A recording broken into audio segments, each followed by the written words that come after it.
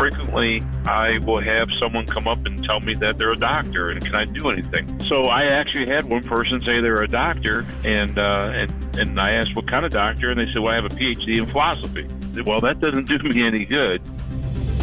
Enchanted Sky Media.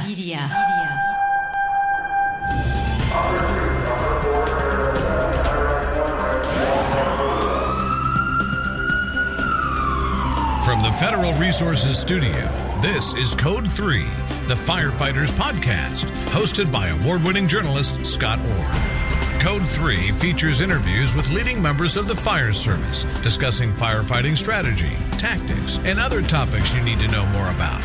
Now, here's Scott. That's right, and I will not let Parkinson stop me.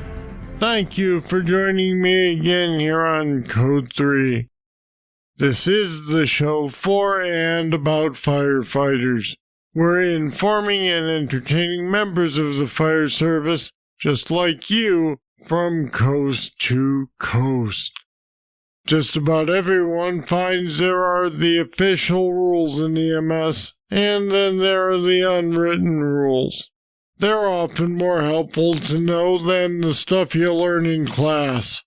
For those EMTs or medics who are new on the job and want to jump on these real-world rules, my guest today wrote a column for Firehouse.com about just that. Gary Ludwig has 4 decades of experience in the fire service, and he's currently chief of the Champaign, Illinois Fire Department. He's responded to an estimated 25,000 fire rescue and EMS calls during his career. And Gary Ludwig joins me now. Welcome back to Code 3, Chief. Well, thank you, Scott. It's an honor to be with you today. It's great to have you. So these rules fall into the category of not taught at medic school. How long does it take to learn them out in the field? Oh, well, so I would suspect some will learn them on the first day, and some will learn them on the 40th decade. Sometimes it has to be a matter of experience, and sometimes it's a matter of drawing conclusions and deductions based upon your experiences. Now, we're going to go through these, but I have to point out that while they sound like they're a little tongue-in-cheek, they're actually real-world rules, right?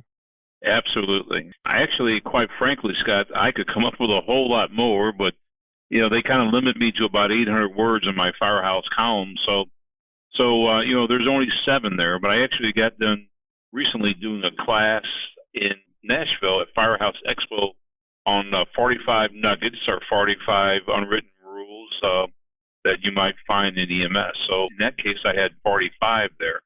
And but this is just kind of limited to 7. So we're just scratching the surface here. Absolutely. These are mine that I've just kind of generated, but I'm sure that your listening audience, there'll be a variety of different people out there that can also provide their unwritten rules in EMS. Well, let's get started. Rule number 1. The louder the child screams, the less sick or hurt they are, and inversely, the quieter they are, the more you should be worried. It's been my experience over the years that we react to the child who screams the loudest, and we increase our anxiety and we become more panicky based upon louder the child screams. In reality, if you think about it, they're pretty conscious, they're pretty alert, they're moving air pretty good back and forth, the fact that they could scream. And so the fact that they're conscious, alert, moving air would tell you that they might be in some pain, but at the same time, they're in pretty good shape. The ones that I have learned to be concerned about are the ones that are quiet, the ones that don't cry, the ones that are pretty listless, the ones that are somewhat lethargic, the ones that really are just the quietest. And those are the ones that you really should be concerned about. All right. Rule number 2, you should always be suspicious of the person who shows up on the scene and announces that they're a doctor. Yeah, so we have lots of people out there are always willing to help and willing to step forward in a medical emergency. And frequently, I will have someone come up and tell me that they're a doctor and can I do anything? And, the second question I ask, well, what kind of doctor are you? And if they're a dentist, it could be a problem. That could be a problem, or a PhD in philosophy. So I actually had one person say they're a doctor, and I asked what kind of doctor, and they said, well, I have a PhD in philosophy. I said, well, that doesn't do me any good. But the other part is that you have to be concerned with, again, if they are an MD, a medical doctor, a physician, what is their level of experience? Are they a dermatologist? Are they a podiatrist? What level of expertise do they have that they can assist you? Now, they tell me they're qualified in emergency medicine, they're board certified in emergency medicine or thoracic surgery or something like that. Hey, they're a cardiologist or something like that. Hey, man, I welcome your expertise. But at the same time, you also have to make sure you're following your local medical protocols, because many doctors will have protocols in place that if a physician tries to intervene on a scene, there's certain procedures that they have to do in order to intervene on a scene, including a lot of times taking and going along with the patient to the hospital. All right, rule number 3, individuals being arrested often suddenly and conveniently develop an illness. Yeah, this has been a phenomena that I've witnessed countless times before that we call Miranda angina. And it's someone who suddenly finds themselves under arrest, and then all of a sudden the anxiety kicks in. They might start hyperventilating. They actually might start developing chest pain. And so I call this Miranda angina. It's that individual who finally suddenly finds themselves in a position where they're getting their Miranda rights read to them because they're under arrest. That's Miranda rights meaning they have the right to remain silent and that sort of stuff. Usually when they develop this Miranda angina, then the officer has to react to it, and so they ask the arrestee, do they want to go to the hospital? And almost 100% of the time, certainly they want to go to the hospital. If they had the choice of going to the hospital, going to jail, almost 100% of the time they choose to go to the hospital. Right, because anything that delays them going to jail is just fine with them. Absolutely. I'll be back with more right after this. When that call comes in and you rush to head out, the last thing you're thinking about is your safety. But your safety is all Federal Resources thinks about. At Federal Resources, we work to make sure that every responder is equipped, trained, and ready to come home safely. You look out for everyone else. Let us look out for you. Learn more at federalresources.com.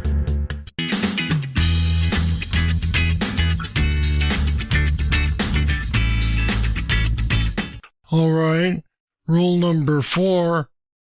Per the rule of threes, any call that occurs at 3 a.m. will be on the 3rd floor without an elevator, and the patient will weigh more than 300 pounds. Yeah, I discovered this one early on in my career in St. Louis, and one of those days that we just ran all day long. As soon as I would lay my head down on the pillow, the tones would go off, and we're going on another call. And I was exhausted, and I'll be darned if I didn't lay my head down on the pillow. And it wasn't but 2 or 3 minutes, and the tones go off, and I think we're going to the 4100 block of Russell in South St. Louis, and I'll never forget it. Dead of the night, 3 o'clock in the morning, you could hear a pin drop on the street, and when we get there, step off the apparatus, and there's a lady hanging out the 3rd floor window screaming, "Bring the bed up." And so we go up 3 floors, and there's someone in excess of 300 pounds. Of course, you have to bring them down on the stretcher or stair chair. So that's when I first noticed this phenomena of it's always going to be at 3 a.m., it's on the 3rd floor, and they weigh in excess of 300 pounds. And so I've seen that repeatedly throughout my career. And there are some variations that they might be on the 2nd floor and 300 pounds, and it might be at 1 in the morning or whatever, but it always seems to play out that it's those rules of 3 in the morning, 300 pounds on the 3rd floor. All right, rule number 5 is to know the importance of the golden 5 minutes. Now, we've all heard of the golden hour, but what is the golden 5 minutes and how is it an issue? Well, there are some people in our profession, what I like to call the minute people, and that means they show up at the last minute before shift change. And I've actually seen that before where you're going out the door 1 or 2 minutes before your shift change, your relief isn't there, and as you're going down the street, You're looking at the windshield of your apparatus, and there they come driving up in the opposite direction in their car. They're just coming to work. And so I've coined this phrase, the golden 5 minutes. These are the 5 minutes just before shift change that your relief hasn't shown up, and then inevitably you're going to get a call. Here's my rule. Early is on time is late, and being late is inexcusable. So that is my practice. So I think you should be there at least an hour before your shift change so that you can relieve the person, because they probably have things they have to do. They might have to pick the kids from school, drop them off at school. They might have to be at some other job that they have. I think it's courteous that you show up at least an hour before your shift change, and you should be able to check your equipment during that hour. And I think the person who's relieving you should also show that courtesy. They should show up an hour ahead of time and allow you to get off on time so you can get home and take care of business and go to your other job. So as I like to say that showing up early is on time, showing up on time is late, and showing up late is inexcusable. Got it. All right, rule number 6. You should always leave the door open in any house or an apartment that you're in, regardless of the nature of the call. Now, this sounds like a safety issue. It is a safety issue. I've seen, a lot of scenes that have gone bad inside the home, and usually sometimes tensions are high, anxiety is high with family members. Things might not go well inside. Usually, the person might be somewhat combative. The family might get irritated at something you asked or something you did. And so if you have to make a quick exit, getting to a closed door just delays your exit. So as a rule of thumb, seasoned veterans will tell you it's best to leave the door open so that if you have to get out, that's one less obstacle you're going to have. That's trying to open the door, which usually is going to open towards you. It's not going to open outward. It's going to open towards you. Now, obviously the storm door typically opens outwards. So it's okay to leave the storm door closed, but that interior, usually wooden or metal door, that should always be left open so that if you have to exit, you have a quick egress point to get out. And again, your safety is always of paramount importance, and we want to make sure that you're not trapped inside a house trying to open a door when somebody's right on your heels. Right. And rule number 7, the final rule, is not really funny at all. When your patient tells you they're going to die, you need to be listening to them. Yeah, this is the unfortunate side of our profession, is that there are people that no matter what we do, they will die, no matter what interventions we have. So it's been a phenomenon. If you talk to a lot of medical providers, they'll be able to tell you that when someone tells you they feel like they're going to die, or they feel like that they're in impending doom, you need to listen to them, because there's a good chance that it may happen. And so you need to be prepared, with your interventions and whatever you need to do. But don't just shrug somebody off that they're going through some drama or some other situation like that. It's imperative that you listen to your patient, no matter when they talk about dying or whatever issue else they're talking about. It's imperative that you listen to your patient, what they're saying, and especially if they tell you they feel like they're going to die or they have impending doom, that you need to heed those words, because there's a good chance that may happen.